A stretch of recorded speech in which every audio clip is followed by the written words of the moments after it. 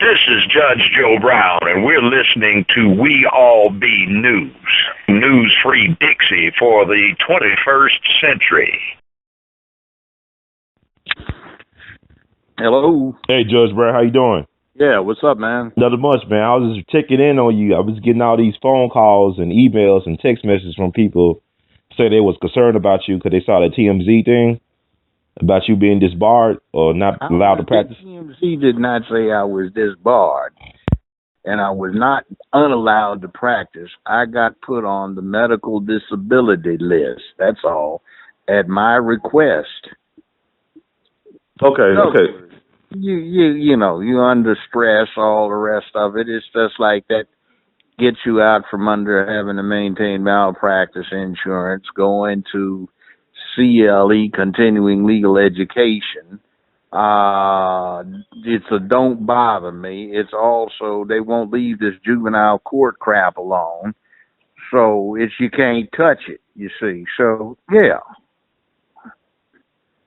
So you don't think it's like a lot of people have been listening to your videos and stuff online, and people are trying to think maybe it's like a thing because you've been speaking out so much lately. Exactly what it is. You know, this comes from a city where they still have a bronze statue of the founder of the Ku Klux Klan. Yes, sir. And he's buried under that statue with his wife, and on July the 10th, they having a big meeting there. Like 800 white people, 800 white folks come throughout the whole country for to celebrate his birthday on July the 10th this year. Yeah, and think about it. It's a hugely majority black city. Right. And they've got the founder of the Ku Klux Klan buried on Union Avenue in front of the hospital complex. Right. Just think about that. Yes, sir. Well, I'm actually trying to encourage black folks because I was out there last year among white people. It was like less than 10 of us. So I'm trying to encourage more black folks in the city that's 70% black to come out and just see for themselves what's going on with their taxpayers' money. Exactly. Why don't they move that crypt and those bodies to some Confederate museum instead of putting them on the street? You know, that's like Germany having a statue of Adolf Hitler in a prominent location in a tax-supported city park. Yeah, I mean, what it is basically. I asked Nathan Bedford Forrest's great-grandson or something like that about, do we feel it's right that the city pays for the upkeep of his ancestors' memorial? He said, yeah, it was correct. He thinks it's the right thing to do. Where's the memorial to Dr. King? Mm-hmm. You know, where is the memorial to Robert Church? You see what I'm saying? Yes, sir. Where are the memorials to the black fathers from long ago in the area? Where is the thing for castigation of the only thing they've got is that block down there where the bus barn is, with a small little fence around it about the size of what they would put around a grave where they used to auction Negroes. How about taxpayers paying a multi-million-dollar commemoration to this travesty? They've got, what do you call it? The Tolerance Museum in L.A. and other places to commemorate the Jewish Holocaust. You see what I'm saying? Mm-hmm. What about for us? That's true. So how about somebody with the spine on the city council propose that we had taken that $35 million boondoggle down there for Beale Street Landing and done something like that with it? Yeah, because, I mean, this year is the anniversary of the Memphis Massacre. I think the 150th anniversary for that. Yeah. And all they could do was this little landmark posting. They could have did a memorial or statue or museum to that. Tear that damn statue of Nathan Bedford Forrest down, remove the remains of he and his wife to a place that does not have that prominence. Screw these clowns. They are minority. This has no redeeming virtue. You talk about a Confederate flag, but you honor the founder of the Ku Klux Klan and of the war crimes committed at the Fort Pillow Massacre. Yeah, because I know I be telling people about the Fort Pillow. Yeah. For less in Nazi Germany in World War II. Now we've got right here in the United States of America that participated in the Nuremberg trials. Mm-hmm. We've got a monument glorifying that kind of travesty. And $35 million for that gift shop bar and grill that they built for one business to operate, so they kept the profit supposedly, so that business could profit by, and we could profit by bringing tourists into the area. They didn't do any such, and they didn't even go after the clowns for detrimental reliance for bailing on it. Well, I guess maybe it's a corporation. They couldn't have done much except bankrupt the corporation, but they could have had the spine to take that 35 million and say, we can bring in black tourism and other people of good conscience to go tour a monument to the enslavement of black people, the horror of the whole thing, where the largest slave market in the United States was operated by this clown that they've got a statue of, and his business partner Maples. Mm. You see, they could have taken that 35 million and done for that, but these spineless little worms down there on the city council won't do that. But they've got the founder of the Ku Klux Klan. Now, see, they don't want somebody like me having any credibility. But on the long term, the more they try this little mess, the more it's going to backfire on them historically. That's like trying to go after Marcus Garvey or Jack Johnson because he had a white wife, so you come up with the Mann Act. See, right. They can't get away with that anymore.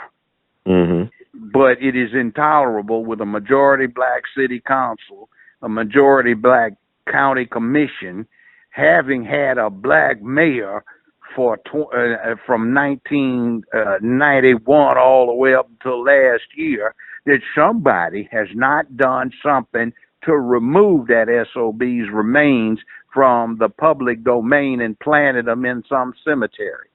Well, you know, my understanding that in his will, his last testament, he wanted to be buried among his men in Elmwood Cemetery, where he was originally buried at in the 1870s. Well, Perry is damn nasty behind there. He's a war criminal.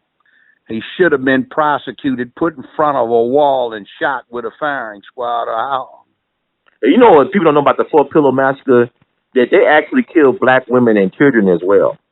Oh, yeah, they did it around. That was a horrible set of situations in the West Tennessee. Mm-hmm. And the whole thing about Fort Pillow is Grant and Sherman didn't even know about the damn thing. There was some crooked Union general who decided, and a major working with him, who decided to keep Fort Pillow operational. It was untenable, undefensible. It was meant to deal with controlling the river, which was no longer necessary. The Confederates built it to try and interdict the Union river traffic. But since the Union now controlled the river, it was useless, and it was totally vulnerable to a land attack. He kept it there so they could stockpile and run bootleg cotton that these folk were selling on the black market for personal profit. That's what the backstory is about Fort Pillow. Wow. It shouldn't have even been there. The Union didn't want it. Grant and Sherman, who were the commanding generals, thought the damn place had been closed down. But a Union major and another moderately ranking Union officer on the QT kept that place open so they could use it to store and smuggle cotton that they had bootlegged out of the South. Wow. Are you familiar with the massacre down in Natchez, Mississippi, back in the 1860s, what the Union soldiers did to the black people? What are your thoughts about that, the Devil's Punch Bowl? That wasn't so much Union soldiers. What that was a militia down there. Mm-hmm. See, at the end of the Civil War, more than 1/3 of the Union Army were colored volunteers. Interestingly enough, this is a statistic that ought to make all of us sick. At the conclusion of the Civil War, even General Grant, who became president, acknowledged it and wrote it in his memoirs. The only completely literate units in the whole Union Army were colored volunteers. Wow. So we could read and write well enough, and he noted in his memoirs, he said, unlike white soldiers who tended to be dirty, get drunk, be unruly, you could always count on Negro soldiers always having a book and a writing slate so they could practice their reading and writing. Wow. Wow. What about the fact that? Oh, what do you think about? I forgot what I was going to say. Oh, yeah, Grant owned slaves too, though. He owned 13 No, slaves through his Grant wife. never owned slaves. That was Lee that owned slaves. Grant never held any. But you know, his wife was a Southern. She's from the South, and I know, but he never held any. See, but she came from a slave owning family, correct? I mean, she did come. yeah, she may have, but His father was an abolitionist, though. His father was an abolitionist. yeah. See, Grant was a Union officer who was in love with his wife dearly. He could not take being separated from her. He turned to drink, got screwed up, didn't have a cause, and tried his hand at everything, including being up north in Illinois and some other places, trying to make a go of all kinds of stuff. The Civil War came along, and he wound up volunteering to do stuff for Union volunteers on the state militia level. He wound up raising a regiment, did such a good job that the governor made him a major. He raised another regiment. Then they promoted him up, so he wound up being brigadier general of volunteers. He became a person known to fight, so he wound up getting a regular army commission as a brigadier general. And then, after a lot of internal flack and opposition, Grant makes him commander of the Union armies. Wow. So you think Grant is underrated as one of our best presidents? Like, you think he's really one of our greatest presidents? He wasn't good as a president. He still studied around the world as a great general who mastered the art of modern warfare. If you read an analysis of World War I and how disastrous it was in terms of manpower losses, one of the notations that history puts in it is they had a preview of modern war in the Civil War. And the Europeans had every opportunity to observe what Grant discovered and put in place to win the war. And they should have been put on notice as to what it was all about. Trench warfare, maneuver elements, fire elements, support elements, all of that was something Grant came up with, which is, by the way, how George Armstrong Custer became known and famous. He invented the current infantry techniques, fire and maneuver. You have part of your unit laying down a base of fire to cover the troops who maneuver. They had some Spencers, which was some very interesting weapons. They were the most powerful rifle or carbine issued to the Union Army. They were 7-shot, lever action. They had a magazine that could be reloaded from another magazine, so they were as quick to reload as a modern weapon. They weren't like Winchesters. So, interestingly enough, Custer, with 480 men at Gettysburg, held off 4,000 Confederate infantry. Wow. So one of the reasons it may be that he got jacked up at the Bighorn is they just replaced those Spencers about 6 months prior with a single shot Springfield, what they called trapdoor, that was not reliable and jammed a lot. So he's used to people being able to put down a tremendous level of firepower that they didn't get around to again until after World War I. Oh, that's amazing. Okay, that's interesting. So, in other words, had his group been armed with the Spencers they had been armed with 6 years beforehand, all the way through the Civil War, it wouldn't have been a Bighorn. Well, actually, this then, you think it's a good idea for black people to go to the Forrest rally or the Forrest birthday celebration on July 10th down there at Forrest Park? A counter demonstration. I think it's a damn good thing. Just stand about and peaceful and watch and have some signs. You're celebrating somebody who is a war criminal. You know, you live amongst us and you're worried about your safety. We notice how you glory in somebody that persecuted us, tortured us, that is guilty of war crimes against us. Mm-hmm. By the way, that's why they want me discredited, because I'll say something like that. Well, you need to keep on saying it, because we definitely be amplified. Because I was down there last year. It was less than 10 black people down there. It's about 800 white people from around the country, from Virginia, the Carolinas, from even places like California, Kentucky. They come down there every year faithfully, down to their park. Sometimes they even camp out overnight to be down there. 90 degrees outside, and they faithfully come down there every year with their Civil War stuff on, to reenact stuff. Signs up, banners up. You killed, this man killed our ancestors. He is a war criminal, but you celebrate him. He's the founder of the Ku Klux Klan. You talk about your worry. Why should we worry about yours when you glorify somebody else that was as bad as Adolf Hitler? As far as we are concerned. See, how many black folk suffered by getting sold south in slavery? Guess who was the biggest slave dealer in the United States before the Civil War? Forrest, BEdford Forrest. And his partner, Maples. If you go downtown where the civil courthouse is. Adams Avenue? Yeah, to the southeast of that courthouse is an unassuming historical sign. It says on this site, Nathan Bedford Forrest and his partner, Maples, ran the largest slave dealing business in America before the Civil War. Wow. So he was like the Walmart of slave dealers. Exactly. The biggest slave trader in America. He wholesaled, warehoused, sold us. Now, interestingly enough, there's another little thing. He was a businessman, to show you how rank it was. They did, the Freedmen's Bureau did a study after the Civil War. Guess who paid the highest wages to colored workers? Forrest? Yes.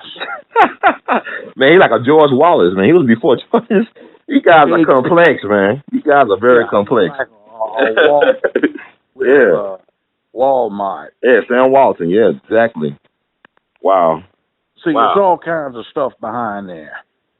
And also, he claims, by the way, that he's not responsible. His troops got out of hand. But what's the deal? You're responsible for what your troops do if they're your subordinates. But even his troops, one of them wrote home and said that he was okay with doing it. He thought they should have stopped. Even his own men said they should have stopped at one point. And he kept on going, no quarter. And see, you know what's so bad about it? Nathan Bedford Forrest got prosecuted for first-degree murder of white folk before the Civil War and afterwards. Wow. That didn't stop him. He's a killer. Let me ask you this, because like these guys, these revisionists, these historians I meet, they claim that Nathan Bedford Forrest had a group of black men that was some of his most prized soldiers called the Green Berets. Do you think that's really true? No, he did not. They act like he does. Like he had 40 black men who was like part of his security detail. No, Now, later on, he came to the position that if we're going to win the war, we need to do something with these colored slaves, and maybe we can arm them because we need the manpower.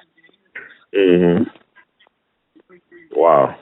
And see, there's called the Crater. It was a campaign. Yes. So, bottom line is that they blew the biggest explosion in history, set up a crater, and they had the Confederates all jacked up, but some white boy who did not trust colored troops, who had been trained to do the operation, at the last minute replaced them with some untrained white ones, and it proved to be a disaster. The only reason it wasn't a more major setback for the Union Army is the colored folk were so brave. There's a place called Milliken's Bend. It was on what should have been Grant's supply line leading down to Vicksburg. The Confederates thought it was, so they attacked the bloody doggone place. The white troops and their officers and non-coms ran. The black ones stayed and slugged it out and saved the day. Grant even remarked on it in his memoirs, saying, at first I thought maybe after some years of doing servile duty as drovers and, camp servants and stuff, they could be brought into the Army, and then after experience as soldiers and discipline, they might be integrated into being citizens, not integrated socially, but become citizens. And eventually, after some decades vote, he said the way they could be counted on to stand and deliver their discipline under fire and under extreme conditions, their susceptibility to being accountable, resolute, and reliable fighters for their own freedom impresses me to the point is there's no need for these intermediate steps. They're ready right now. So what happened to us in the meanwhile? Wow. And Judge, I want to ask you this as well. Like they also said, like when in terms of your leave of absence, like getting your license. I don't want to practice law. I mean, I haven't practiced law in 25, 26 years. And the only reason I got into it is because that woman was getting done wrong. And frankly, I guess I forgot I wasn't a judge anymore because those clowns were violating orders I had personally issued about how things were supposed to be done down there. Yes, sir. But also you say you having health issues as well, like type 2 diabetes. Is that correct? Yeah. Well, it is what it is. Mm-hmm. But I got a handle on it now, and it's just some temporary stuff. It was a hell of a lot of stress. Doctor just said you don't need this stress right now. So okay, I'm glad you clarified that because I know people have been like concerned about you because, like I said, the stuff you've been putting out with us, people really been taking to it. I get phone calls all over the place. And it's just like they see what is going on is one of the things is they claim from some angles that they can stop lawyers talking about court systems, right? Right. So if I'm not practicing law and my license is in medical disability status, they can't touch me. Yes, sir. So it's a technical thing too. I can talk about them all I want. So I got to go someplace. I am right now with the charming chairman of the local NAACP. Out in Cali, in California? Yeah. All right. Very charming. Right on. Thank you for taking the time to talk to me. I appreciate it.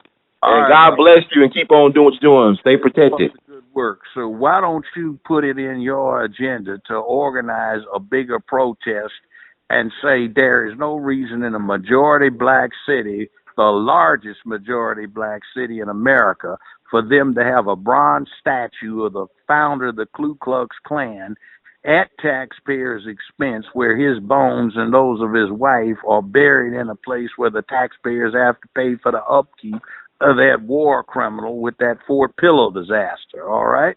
I'm working on it now. It was so big of a burden for me, but I'm going to do it because I hear the ancestors calling for justice. And I'm thinking, I got your blessing. It's kind of scary, though, man. I don't know, man. Like, this is too big, man. It's crazy. See, the other thing is, it's symbolic. That's like slapping the Jews in the face with a swastika being displayed as a flag. Yes, sir. I'm definitely on the job. I'm on the job now. I'm going to get busy. Thank you so much, Judge. To help you on that, you let me know, all right? Yes, sir. I appreciate it, Judge. I appreciate that concern. I'm okay. It was at my request, medical disability, that's yes, sir. my injured reserve. Yes, sir. You are definitely a soldier and a warrior. Take care. Take it easy. Yes, sir.